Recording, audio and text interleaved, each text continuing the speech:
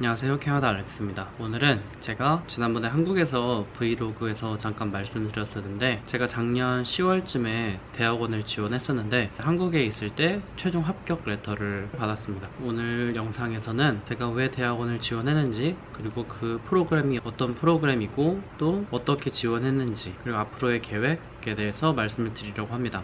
우선은 제가 대학원을 지원한 이유는 몇 개가 있는데, 첫 번째 이유는 마스터를 갖고 싶었어요. 제가 한국에서 첫 번째 직장이 석사를 한 사람이랑 학사를 한 사람이랑 역할이 달랐습니다. 그래서 뭔가 석사에 대해서 메리트를 그때부터 느꼈고, 물론 학사로 일을 경력을 좀 쌓다가 석사가 들어가는 포지션으로 들어갈 수도 있지만 석사로 이제 시작을 하는 것 자체가 유리하게 보였어요. 근데 제가 그 대학교를 졸업할 당시에는 석사가 별로 필요가 없다는 얘기를 너무 많이 들었는데, 실제 제가 회사에서 느낀 거는 그렇지 않았던 거죠. 그러고 나서 캐나다를 왔는데, 지금 와서 생각해보면 한국에서 석사를 하지 않은 거는 잘한 선택 같아요. 왜냐면 제가 이번에 가는 학교에서 공부를 할 전공이 한국에서 한 전공이랑 다르기 때문에 그때 석사를 하지 않은 거를 잘했다라는 생각이 듭니다. 저는 한국에서 전자재료공학을 전공했고요. 그거는 뭐 하는 거냐면은 반도체 칩을 만드는 전공이에요. 친구들 보면은 반도체 공정으로도 많이 가고 또 반도체 장비 회사로도 많이 갑니다. 저도 한국에서 반도체 장비 회사를 갔고요. 근데 캐나다를 막상 오니까 전공을 살릴 만한 직업이 없어요. 캐나다에는 반도체 산업이 한국이나 미국에 비해서 너무 없어서 취업이 어려웠고, 뭐 동부로 가면은 온타리오로 가면은 조금 잡이 많다고 하더라고요. 근데 저는 몰랐죠. 일단 워킹홀리데이를 밴쿠버에서 했고, 여기 친구들이 있으니까 첫 번째 직장도 반도체 관련된 회사가 아니라 그냥 장비 관련 회사였어요. 그래서 장비 업체 경력이 있어서 취업을 할 수 있었고, 그 다음 회사부터는 반도체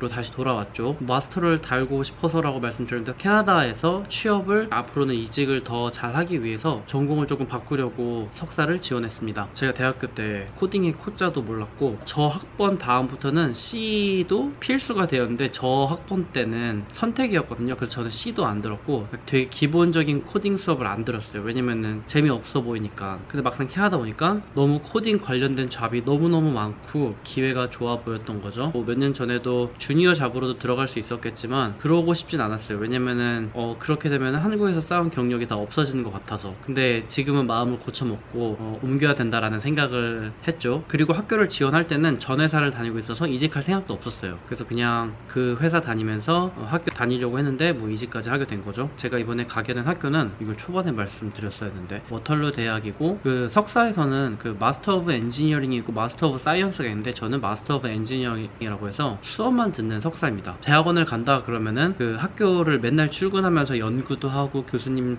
그 프로젝트 도와주고 논문 쓰고 그런 건데, 제가 가는 코스는 수업만 들어요. 수업만 듣고 시험을 치고 졸업을 하는 거죠. 그냥 학사 때 거랑 똑같습니다. 뭐 취업을 할 때는 뭐 마스터 오브 사이언스가 더 유리하다 그런 말도 있는데, 저는 풀타임으로 학교를 다닐 수 없으니까 직장을 생활하면서 학교를 다닐 수 있는 걸 알아보기 시작했고, 마스터 오브 엔지니어링은 그 파트타임이 있더라고요. 그래서 회사를 다니면서 파트타임으로 학교 수업을 듣고 졸업을 할 예정입니다. 그 학교를 지원할 당시에는 그때 코딩이랑 관련 없는 회사에 다니다가 이번에 코딩 관련된 회사를 왔거든요.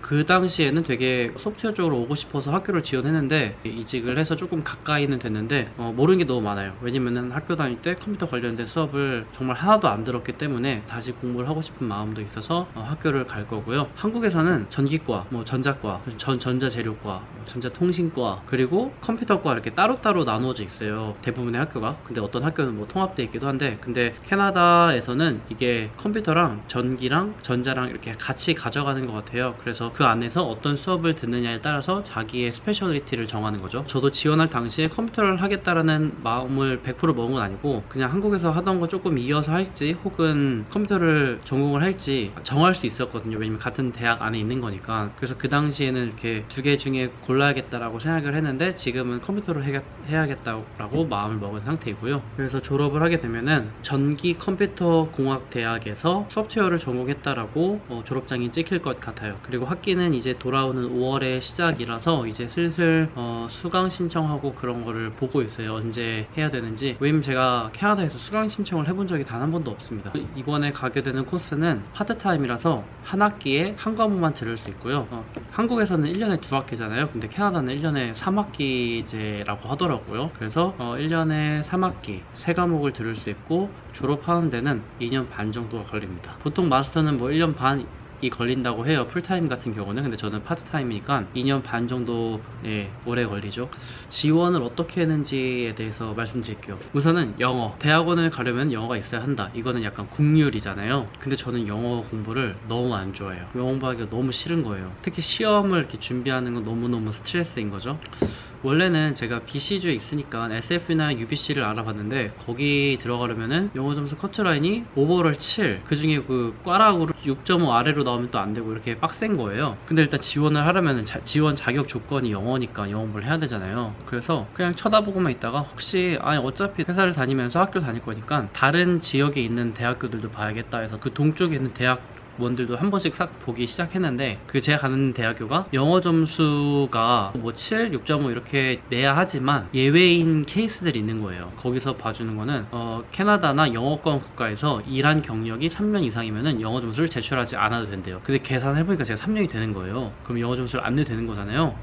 그래서 지원했고요. 액셉턴스 레터를 받았습니다.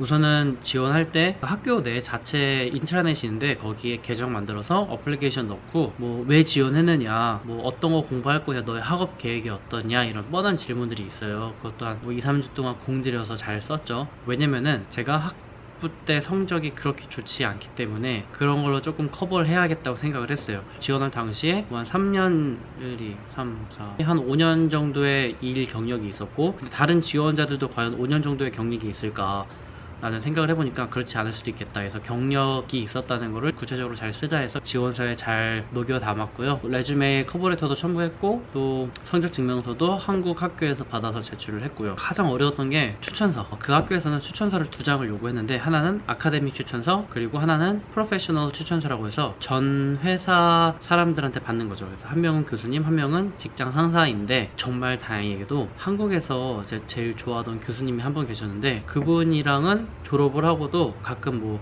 교수님 저 이제 여기 취업했습니다. 이제 출근합니다. 교수님 저 이제 여기 그만두고 캐나다로 갑니다. 안녕히 계세요. 이렇게 메일을 좀 보내놓았던 게 있더라고요. 저는 교수님이 몇 분 없으니까 다 기억을 하는데 교수님은 학생들을 뭐 몇백 명 이렇게 보잖아요. 그래서 저를 기억을 못할 수도 있는데 혹시나 그걸 좀 기억을 상기시키기 위해서 그 메일들 이렇게 답장식으로 해가지고 메일을 보냈거든요. 근데 다행히도, 정말 다행히도 교수님이 저를 누군지 기억을 하시고 기분 좋게 추천서도 받았습니다. 또 하나 직업 추천서는 한국에 있는 상사한테 부탁을 하려고 했는데 그래도 뭔가 같은 캐나다에서 같이 일을 했던 사람한테 추천서를 받는 게 조금 더 힘이 있는 추천서라고 생각을 했어요. 캐나다에서 첫 직장 매니저한테 부탁을 해서 레퍼런스를 부탁을 했고 잘 써줬습니다. 근데 제가 레퍼런스를 제가 받아서 학교에 내는 게 아니라 그 추천인들의 연락처를 적으면은 학교에서 그 연락처로 그 링크를 보내줘요. 교수님이랑 그 매니저는 그 링크를 타고 학교 내 웹사이트로 들어가서 이렇게 작성을 하는 거죠. 그게 지원했던 게 2021년 10월이었고요. 그리고 나서 발표가 1월인가 나는 거니까 그냥 잊고 지냈었죠. 그러다가 한국에서 휴가 보내고 있을 때 최종 결과를 받았고요.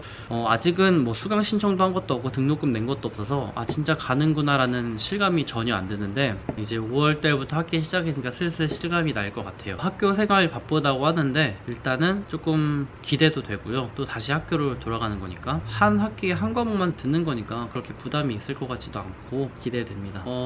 컴퓨터 관련된 수업을 주로 들을 거고 제가 기대하는 거는 맨 처음에는 ASML이라는 회사에서 커스터머 서포트 엔지니어를 했고요. 그리고 캐나다에 와서 거기는 청소기 회사죠. 청소기 회사에서 청소기 고치는 서비스 팀에서 서비스 코디네이터를 했어요. 그러니까 뭔가 거기까지도 전기전자 관련된 거고 전 회사에서 테스트 엔지니어였는데 거기는 하드웨어 테스트도 하고 소프트웨어 테스트도 하는 역할이었어요. 거기서부터 뭔가 소프트웨어를 조금 접했던 거죠. 일을 하면서. 그러면서 소프트웨어 쪽으로 가야겠다라고 생각해서 여기서는 SDET이라고 Software Development Engineering Test 근데 소프트웨어 테스팅하는 역할입니다. 제 다음 커리어 골은 학교를 마치고 혹은 학교를 마치기 전에 소프트웨어 디벨로퍼로 가는 건데요. 그것도 사실 고민이긴 해요. 왜냐면은 회사 일이 더 바빠질 것 같아요. 근데 전 요즘에 회사 생활이 되게 만족스럽거든요. 일단 학교를 다니면서 그거는 생각해 보려고 합니다. 그래서 지금까지 제가 대학원을 왜 지원했고 왜 가고 싶어 했고 어떻게 지원했고에 대해서 말씀을 드렸습니다. 오늘 월요일인데 이번 주 한 주도 힘내시고 모두 편안한 밤 되세요. 안녕.